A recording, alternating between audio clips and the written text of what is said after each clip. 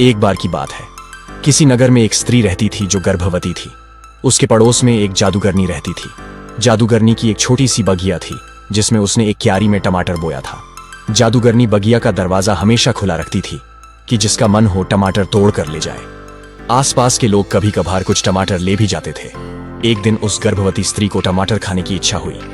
एक दो दिन तो उसने सब्र किया, पर फिर वह अपने पर काबू ना रख सकी और जादूगरनी की बगिया में घुसकर टमाटर खाने लगी। एक ही दिन में उसने आधी क्यारी चढ़ डाली। शाम को जब जादूगरनी घर लौटी तो टमाटर की क्यारी का हाल देखकर हैरान रह गई। भला ऐसे कौन से लोग थे जो आधी क्यारी एक ही दिन में साफ कर गए। उसने अगले दिन छिपकर क्यारी पर नजर रखने की सोची। अगले दिन वह गर्भवती स्त्री फिर से टमाटर खाने आई और उसने पूरी क्यारी ही। हेलो दोस्तों, कहानी तो हम आपके लिए रोज लेके आते हैं, नहीं तो कृपया बेल आइकन सब्सक्राइब करना ना भूलें। लगभग खाली कर डाली। वो बाहर निकलकर अपने घर आती। इससे पहले ही जादूगरनी घर से निकली और उसे बोली, ठहरो ठहरो, तो तुम ही चोर हो, तुमने ही मेरी सारी खेती खाई है।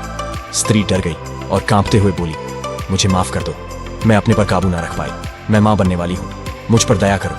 इस पर जादूगरनी बोली, ठीक है, मैं तुम्हें छोड़ दूंगी, लेकिन याद रखो, बेटी या बेटा तुम्हें चाहे जो भी हो, वो आधा मेरा होगा। जब तक वह 7 बरस का हो तब तक तुम उसे पालना। 7 बरस का होते ही मैं उसे आधा ले लूंगी। स्त्री क्या करती, उसे राजी होना ही पड़ा और कोई उपाय भी तो नहीं था। समय होने पर उस स्त्री को एक बेटा हुआ। जब वह 6 साल का हुआ तो उसने एक दिन खेल से लौटकर मां से कहा, मां, मुझे आज गली में एक बूढ़ी सी औरत मिली। उसने कहा कि मैं तुम्हें याद दिला दूं कि अब 1 साल ही बचा है। उसकी मां ने कहा, अगर वह दोबारा दिखाई दे तो तुम उसे कहना कि वह पागल है। कुछ समय बीत गया। अब लड़के को 7 वर्ष पूरे होने में 3 महीने बचे थे। वह बूढ़ी औरत उसे फिर मिली। उसने लड़के से कहा, अपनी मां से कहना कि अब केवल 3 महीने ही बचे हैं। इस पर लड़का बोला, अम्मा, तुम पगली हो, अब देखना कि कौन पगला है। बुढ़िया ने जवाब दिया। जब 3 महीने और बीत गए तब एक दिन उस जादूगरनी ने लड़के को पकड़ लिया और अपने घर ले गई। एक मेज पर पीठ के बल उसे लेटाया। फिर एक बड़ा सा चाकू लेकर सिर से पांव तक लड़के को लंबाई में 2 टुकड़ों में काट डाला। एक टुकड़े से कहा, आधे तुम घर जाओ, और दूसरे से बोली, टुकड़े तुम मेरे पास रहो। आधा अपने घर चल पड़ा, टुकड़ा उसके पास रह गया। घर पहुंचकर आधे ने अपनी मां से बोला, मां, देखो तो उस बूढ़ी औरत ने मेरा क्या हाल कर दिया, और तुम कहती थी वह पगली है। मां के आंसू झरझर बहने लगे। वह बेचारी क्या करती, सब उसके कर्मों का फल ही तो था। आधा धीरे धीरे बड़ा होने लगा। उसे समझ में नहीं आता था कि वह करे तो आखिर क्या करे। बेचारा आधा जो था, आखिरकार जब और कुछ ना बन पाया तो वह एक मछुआरा बन गया और मछलियां पकड़कर बेचने लगा। एक दिन जब मछलियां पकड़ते समय उसने जाल खींचा तो उसमें एक सर्पमीन फंसी थी जो लगभग उसी की लंबाई की थी। उसने मानव स्वर में कहा, तुम मुझे छोड़ दो, तुम्हें और बहुत सारी मछलियां मिल जाएंगी। आधे ने उसे छोड़ दिया। अगली बार जाल डालने पर उसे इतनी मछलियां मिली कि उसकी डोंगी भर गई। वो खुशी खुशी मछलियां बेचने चला गया। वहां उसे थैली भर रुपए भी दाम में मिल गए। कुछ दिन बाद जब वह मछलियां पकड़ने फिर गया तो इस बार फिर वही सर्पमीन उसके जाल में आ फंसी। इस बार सर्पमीन ने कहा, अगर तुम मुझे छोड़ दोगे तो मेरे छोटे बच्चों की दुआ से तुम्हारी सारी इच्छाएं पूरी हो जाएंगी। आधा नरम दिल था। उसने मछली की बात फिर मान ली और उसे छोड़ दिया। एक दिन आधा मछलियां बेचने बाजार जा रहा था। जब वह महल के पास से गुजरा, संयोग से उस समय राजा की बेटी अपनी दासियों के साथ छज्जे पर खड़ी बाहर के नजारे देख रही थी। जब उसकी नजर आधे पर पड़ी तो वह उसका आधा सिर, आधा चेहरा, आधा धड़, एक हाथ और एक पैर देखकर खिलखिलाकर हंस पड़ी। आधे को इससे बहुत क्रोध आया। उसने तेज नजरों से राजकुमारी की ओर देखा और मन में बोला, तुम मुझ पर हंस रही हो ना, काश सर्पमीन के बच्चों की दुआ से तुम मेरे बच्चों की मां बन जाओ। कुछ समय बाद राजकुमारी को लगा कि वह मां बनने वाली है। माता पिता का माथा टनका। उन्होंने अपनी बेटी से पूछा, यह सब क्या है बेटी? राजकुमारी बोली, मुझे भी नहीं मालूम कि मेरे साथ क्या हो रहा है। राजकुमारी की मां बोली, तुम होने वाले बच्चे के पिता का नाम बताओ, हम उससे ही तुम्हारी शादी कर देंगे। बेचारी राजकुमारी को कुछ मालूम हो तब तो वह बताएं। उसने फिर वही बात दोहराई, मुझे इसके बारे में कुछ भी नहीं मालूम है।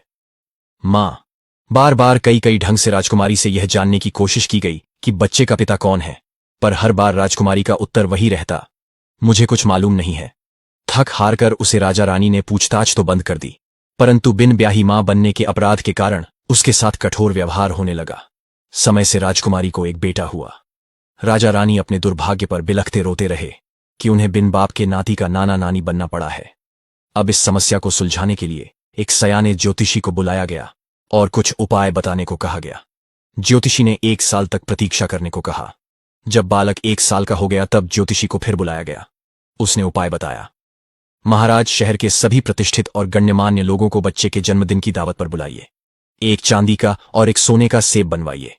बालक के साथ साथ उन सेबों को लेकर कोई चलेगा और मेरे मंत्रों की शक्ति से बालक अपने पिता को सोने का सेब और अपने नाना को चांदी का सेब देगा। इस प्रकार बच्चे के पिता का पता चल जाएगा। राजा ने ज्योतिषी के कहे अनुसार सारे शहर के अमीर और प्रसिद्ध लोगों को निमंत्रण भेज दिया। भोज के दिन जब सब लोग यथास्थान पर बैठ गए तब एक दाई बालक को गोदी में लेकर चली। बच्चे के दोनों हाथों में वे दोनों सेब थे। ज्योतिषी ने बच्चे के कानों में कुछ मंत्र पढ़े और फिर बुदबुदाया, सोने का सेब पिता के लिए, चांदी का सेब प्रपिता के लिए। दाई बच्चे को लेकर पूरे सभागृह में घूमती रही। जब वह लौटकर राजा के पास आई तब बच्चे ने उसे चांदी का सेब पकड़ा दिया। राजा बोले, मुझे मालूम है कि मैं तुम्हारा प्रपिता हूं, पर हमें तो तुम्हारे पिता का पता लगाना है। बच्चे को कई बार सभागार में घुमाया गया, पर वह सोने का सेब किसी को नहीं मिल पाया। 1 साल बाद राजा ने एक बार फिर ज्योतिषी से सलाह मांगी। इस बार ज्योतिषी ने शहर के सारे गरीब निर्धन लोगों को दावत पर बुलाने की सलाह दी और सेब देने का तरीका दोहराने को कहा। राजा ने शहर में मुनादी करवा दी। सभी धोबी, मोची, नाई, कसाई, मछुआरे को भोज का बुलावा दिया गया। आधा भी बन ठनकर भोज में शामिल होने आया। सभी के लिए सभा भवन में कुर्सियां लगी थीं।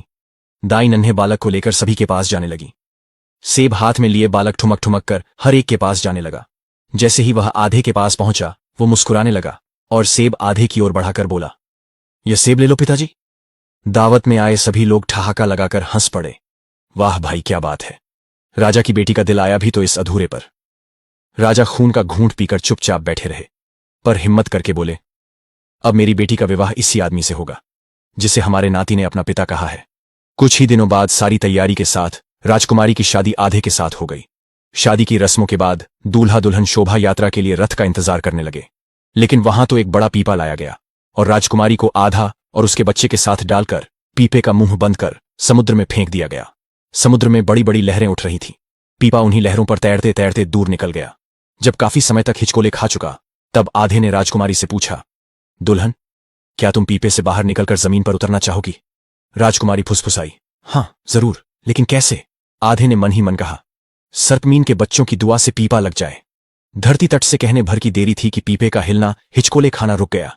अंदर बंद तीनों प्राणियों ने जोर लगाकर पीपे का ढक्कन खोल लिया और तीनों बाहर आ गए। वे भूखे थे, इसीलिए अधरे ने सबसे पहले सर्पमीन के बच्चों का नाम लेकर भोजन की इच्छा की। स्वादिष्ट भोजन आया तो तीनों ने भरपेट भोजन किया। जब पेट भर गया तब आधे ने राजकुमारी से पूछा, क्या तुम मेरे साथ खुश रह पाओगी? हाँ, रह तो लूंगी। राजकुमारी बोली, लेकिन कितना अच्छा होता कि तुम पूरे होते। राजकुमारी की बात सुनकर आधे ने बहुत डरते डरते मन ही मन प्रार्थना की, सर्पमीन के बच्चों की दुआ से क्या मैं पूरा हो सकता हूं इस शरीर से? और चमत्कार, आधे का शरीर पूर्ण हो गया और वह एक सजीला नौजवान बन गया। अब तो तुम खुश हो ना? आधे ने पूछा। बिल्कुल खुश हूं, लेकिन कितना अच्छा होता कि हम एक महल में रहते, इस सूने सागर तट पर नहीं। एक बार फिर आधा मन ही मन सोचने लगा, क्या सर्पमीन के बच्चों के दुआ से हमारे पास एक महल, नौकर चाकर, बाग बगीचे हो सकते हैं? बगीचे में एक सोने और चांदी के सेब वाला पेड़ हो तो और भी अच्छा हो। अभी वह यह सोच ही रहा था कि एक एक करके उसकी सारी इच्छाएं पूरी हो गईं। यहां तक कि सोने चांदी के सेब वाले 2 पेड़ भी वहां उगाए। कुछ दिनों बाद आधे ने, जो अब आधा नहीं, एक रूपवान युवक था, आसपास के सभी राजा रानी और सामंत जमींदारों को भोजन पर आमंत्रित किया। जब मेहमान आने लगे तब वह स्वागत करते हुए सबसे कहता जाता था, आपका स्वागत है, आइए, आनंद मनाइए। बस सोने चांदी के सेबों को छूने की कोशिश मत करिएगा, आप मुश्किल में पड़ जाएंगे। सभी मेहमान उसे भरोसा दिलाते गए कि कोई भी उन पेड़ों को छुएगा भी नहीं। जब सब लोग बातचीत करने और खाने पीने में लग गए तब एक बार फिर आधा मन ही मन बोला, सर्पमीन के बच्चों के दुआ से मेरे ससुर जी के जेब में एक सोने का सेब और एक चांदी का सेब चला जाए। जब खाना पीना हो गया तो सब लोग बगीचे की सैर को गए। वहां सबने देखा कि दोनों सेबों के पेड़ से फल नदारद थे। सबसे पूछा जाने लगा कि सेब किसके पास है, पर सबने इनकार कर दिया। सेब किसी ने तोड़ा भी तो नहीं था, अब क्या हो? आखिर में आधे ने फिर घोषणा की, मैंने आप सभी को पहले ही सावधान कर दिया था कि सेबों को कोई हाथ न लगाए। अब तलाशी लेने के सिवाय कोई चारा ही नहीं है। एक एक करके सारे मेहमानों की तलाशी ली जाने लगी। जब राजकुमारी के पिता की तलाशी हुई तो उनकी 2 जेबों से एक एक सेब मिला। आधा ऊंचे स्वर में बोला, मैंने सबको पहले ही सावधान कर दिया था। क्या आपने तब नहीं सुना? आपकी इतनी हिम्मत की 2-2 सेब तोड़ लिए। अब आपको इस चोरी का फल भुगतना ही पड़ेगा। लेकिन मुझे तो सेबों के बारे में मालूम ही नहीं है। पता नहीं कैसे यह मेरी जेब में आ गए।